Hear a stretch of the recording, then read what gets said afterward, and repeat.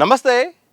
తెలంగాణ రాష్ట్రంలో సమగ్ర ఓటర్ జాబితా రూపకల్పన కోసం కేంద్ర ఎన్నికల సంఘం చేపడుతున్న స్పెషల్ ఇంటెన్సివ్ రివిజన్ ప్రోగ్రాం ప్రధాన రాజకీయ పార్టీలకు సవాల్గా మారింది. పార్టీ మద్దతుదారుల ఓట్లకు ఇబ్బందులు రాకుండా చూసుకునే బాధ్యతలను బూత్ లెవెల్ ఏజెంట్లకు అప్పగించింది. అందుకోసం పార్టీలో సీనియర్ కార్యకర్తలను ఎంపిక చేసింది.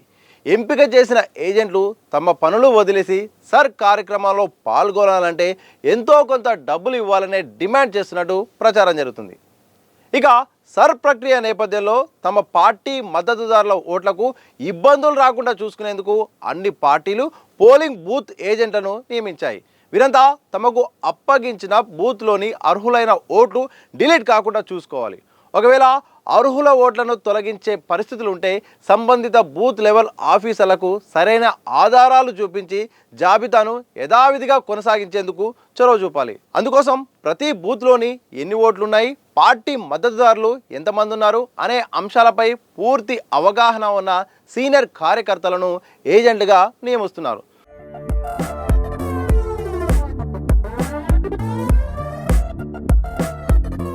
సుమారు 100 రోజుల పాటు జరిగే సర్ కార్యక్రమంలో ఏజెంట్ల పాత్ర కీలకంగా మారింది.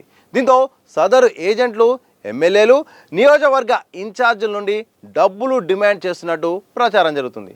ఎంతో కొంత డబ్బులు ఇవ్వకపోతే పని చేయలేమంటూ మొహం మీదనే చెప్పడంతో ఎమ్మెల్యేలు, ఎంపీలు, నియోజకవర్గ ఇన్ఛార్జీలు పరేషాన్లో ఉన్నట్టు టాక్ వినిపిస్తోంది. మరోవైపు ఒక్కో బూత్ ఏజెంట్కు సుమారు 10,000 రూపాయలు ఇచ్చేందుకు అన్ని పార్టీలు రెడీ అయినట్టు తెలిసింది. రూలింగ్ పార్టీకి చెందిన ఏజెంట్లు కాస్త ఎక్కువగానే డిమాండ్ చేస్తున్నట్టు ప్రచారం ఉంది.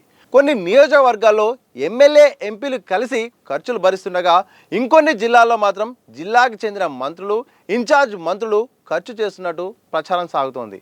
ఇలా నియోజకవర్గానికి 250 నుండి 300 వరకు డివిజన్లు ఉంటాయి. కొన్ని చోట్ల బూత్ల సంఖ్య పెరిగే అవకాశం ఉంటుంది. అయితే బూత్ ఏజెంట్లు అడిగే డబ్బులకు కాస్త అటు ఇటుగా ఇచ్చి పని చేయించుకునేందుకు అన్ని పార్టీలు ఆసక్తి చూపినట్టు తెలిసింది. ఎందుకంటే ఏజెంట్లు లేకపోతే తమ పార్టీకి చెందిన ఓట్లు పోతాయనే భయంతోనే నేతలు ఖర్చుకు వెనకాడడం లేదని టాక్ ఉంది. ఇక గ్రేటర్ హైదరాబాద్ పరిధిలోని 23 అసెంబ్లీ నియోజకవర్గాల్లో కాంగ్రెస్కు పెద్దగా క్యాడర్ లేదు.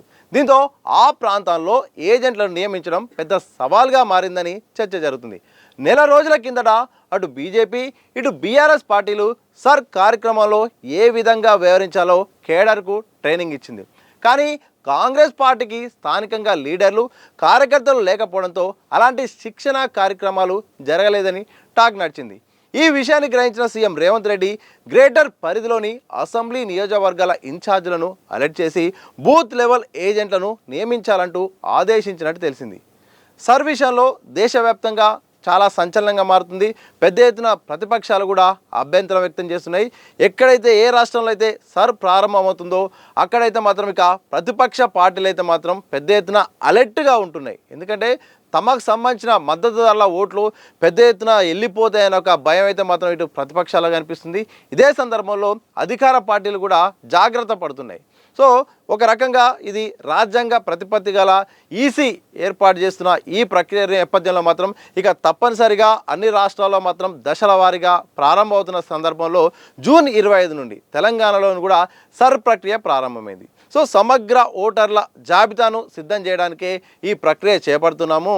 దీంట్లో పారదర్శకంగా, జవాబుదారీతనంగా ఓటర్ల లిస్టు తయారు చేసేందుకే ఇది ఉన్నట్టు కూడా ఈసీ చాలా సందర్భాలు కూడా చెప్పింది.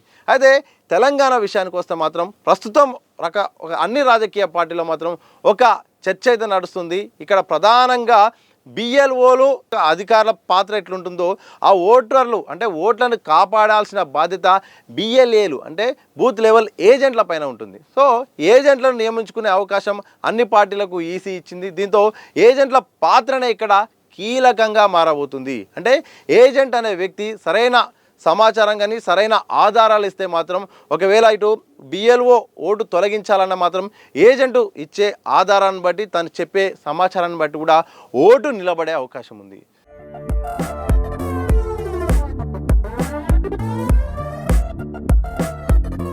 దీంతో ఇక బిఎల్ఏల పాత్ర అనేది బూత్ లెవెల్ ఏజెంట్ల పాత్ర అనేది ఇక్కడ చాలా కీలకంగా మారింది. సో అన్ని పార్టీలు కాంగ్రెస్, ఇటు బీఆర్ఎస్ ఇటు బీజేపీ మిగతా పార్టీలు కూడా ఈ యొక్క ఏజెంట్ల నియామకం విషయంలో మాత్రం చాలా ముఖ్యంగా జాగ్రత్తలు తీసుకుంటుంది. ఇక కాంగ్రెస్ లాంటి అధికార పార్టీ అయితే మాత్రం ఎక్కడ తమ ఓట్లు పోతాయో ప్రధానంగా దీనిపై దృష్టి పెట్టే ప్రయత్నం చేస్తుంది.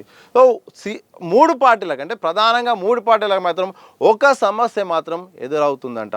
అదే ఈ ఏదైతే ఏజెంట్లు ఉన్నారో ఆ ఏజెంట్లు అయితే మాత్రం కొంత డబ్బులు మాత్రం డిమాండ్ చేస్తున్నారట. వాస్తవానికి ఈ సర్ ప్రక్రియలో పాల్గొనాలంటే చాలా రిస్క్తో కూడుకున్నది, చాలా సమాచారం సేకరించాల్సిన అవసరం ఉంటుంది, చాలా ఆధారాలు సేకరించాల్సిన అవసరం ఉంటుంది. దీనికోసం చాలా గంటలు కూడా ఏజెంట్లు తమ సమయాన్ని కూడా వృధా చేయాల్సి ఉంటుంది. సో ఎంత పార్టీ కార్యక్రమం అయినా కానీ సొంత పనులను వదులుకోవాలంటే మాత్రం చాలా ఇబ్బంది అవుతున్న సందర్భంలో ఎంతో కొంత మాకు ఇవ్వండి, మా సమయాన్ని మేము దీనికోసం కేటాయిస్తున్నాము, మీరు ఓట్లను కాపాడుతున్నారు, మరి మమ్మల్ని కూడా మీరు కాపాడుకోవాల్సిన బాధ్యత ఉందంటూ కూడా మెల్లమెల్లగా ఇక ఇటు లీడర్ల పైన కూడా ఓ రకంగా కొంత ఒత్తిడి తెచ్చే ప్రయత్నం, కొంతమంది రిక్వెస్ట్ చేయడమో మరికొంతమంది అయితే మాత్రం ఇక డిమాండ్ చేయడం లాంటిది అయితే చేస్తున్నారు. ఇక్కడ రాజకీయ నాయకులకు చాలా ముఖ్యమైనది ఏంటంటే ఓటర్లను కాపాడుకోవడం. పెద్ద ఎత్తున తమ మద్దతుదారుల ఓట్లు ఎక్కడికి పోతాయో అన్న ఒక సమస్య నేపథ్యంలో మాత్రం ఇటు ఎమ్మెల్యేలు, ఎంపీలు, నియోజకవర్గ ఇన్ఛార్జీలు, జిల్లా మంత్రులు వీళ్ళందరికీ కూడా కీలకమే. కాబట్టి ఇక తప్పనిసరి పరిస్థితుల్లో ఇక బూత్కు ఇంత అంత అని కూడా కొంత డబ్బులు ఇవ్వాల్సిన పరిస్థితి అయితే ఏర్పడుతుంది. కొంతమంది ఇచ్చే పరిస్థితి లేకపోతే మాత్రం అక్కడ ఏజెంట్లు పూర్తి స్థాయిలో పనిచేయరన్న భయంతో కూడా ఇక తప్పనిసరిగా డబ్బులు ఉన్నా లేకున్నా సదరాల్సిన పరిస్థితి కూడా వస్తుంది. వాస్తవానికి నియోజకవర్గం దాదాపు అందుతున్న సమాచారం ప్రకారం అయితే మాత్రం సుమారు 300 బూతుల వరకు అయితే ఉంటాయి. ఇట్లా బూత్కు ఒక్కొక్కరికి ఇంత డబ్బులు ఇవ్వాలంటే చాలా ఖర్చుతో కూడుకున్న పని. కొన్ని సందర్భాల్లో మాత్రం నియోజకవర్గంలో ఎమ్మెల్యే, కొన్ని సందర్భాల్లో ఎమ్మెల్యే, ఎంపీ, కొన్ని ప్రాంతాల్లో మాత్రం ఇక ఇన్ఛార్జ్ మంత్రులు, మరికొన్ని ప్రాంతాల్లో నియోజకవర్గ ఇన్ఛార్జీలు అయితే మాత్రం తమ సొంత డబ్బుల్ని పెట్టుకోవాల్సిన పరిస్థితి అన్ని పార్టీలో ఉన్నదంట. ఇటు బీజేపీలో, ఇటు బీఆర్ఎస్లో, ఇటు కాంగ్రెస్లో. ఈ సందర్భంలో మాత్రం కొంత ఆర్థికంగా కూడా భారంగా రాజకీయ నాయకులకైతే మాత్రం ఈ ఎస్ఐఆర్ ప్రక్రియ అయితే కనిపిస్తుంది. ఒకవైపు ప్రతిపక్షాలకు, అధికార పార్టీకి ప్రధానంగా బీఆర్ఎస్కు, ఇటు కాంగ్రెస్కి అయితే మాత్రం ఎస్ఐఆర్ విషయంలో పెద్ద ఎత్తున తమ ఓటర్లు సంబంధించిన ఎక్కడైతే ఈ గుర్తింపు పోతుందో అని ఒక పెద్ద అభ్యంతరం ఉంది. ఇదే సందర్భంలో ఆర్థికంగా కూడా ఇక డబ్బులు పెట్టాల్సిన బాధ్యత నియోజకవర్గ స్థాయిలో లీడర్లకైతే మాత్రం ఆ ఏజెంట్లకు పెట్టాల్సిన పరిస్థితి అయితే మాత్రం తాజాగా ఏర్పడుతుంది. ఇక తప్పనిసరి పరిస్థితి, డబ్బులు ఖర్చు పెట్టాల్సిన పరిస్థితి, లేకపోతే మాత్రం వాళ్ళు సరిగ్గా పనిచేయకుండా నిర్లక్ష్యంగా వ్యవహరించిన పెద్ద ఎత్తున ఓట్లు అయితే మాత్రం రద్దయ్యే అవకాశం ఉన్న సందర్భంలో ఏజెంట్లకు ఇంతో అంతో ఇక నయానో భయానో తక్కువ ఎక్కువ కూడా వాళ్ళ చేతులు తడపాల్సిన బాధ్యత రాజకీయ నాయకులపై కూడా ఉంది. తాజాగా అందుతున్న సమాచారం ప్రకారం అయితే మాత్రం ఇక సర్వ విషయంలో మాత్రం 1/3 దాదాపు 90 లక్షల వరకు అయితే మాత్రం ఓట్లు ప్రస్తుతానికైతే మాత్రం పెండింగ్లో ఉన్నాయి. అవి ఉంటాయో పోతాయని ఒక టెన్షన్ వాతావరణం కూడా కనిపిస్తోంది. ఇలాంటి సందర్భంలో బిఎల్ఏల తీరే చాలా కీలకంగా మారబోతుంది. వాళ్ళు ఇచ్చే ఆధారం, వాళ్ళు చెప్పే అంశాలు, బిఎల్ఓలను వాళ్ళు కన్విన్స్ చేసే విధానాన్ని బట్టి కూడా ఇక్కడ ఓటర్లు మాత్రం తాము ఓటు వేసే అవకాశాన్ని పొందే అవకాశం ఉంది. ఇలాంటి సందర్భంలో ఇక రాజకీయ పార్టీ నుండి అయితే మాత్రం ఆర్థికంగా ఆశిస్తున్నారని కూడా రకరకాల ఊహాగానాలు, వార్తలు కూడా వినిపిస్తున్నాయి.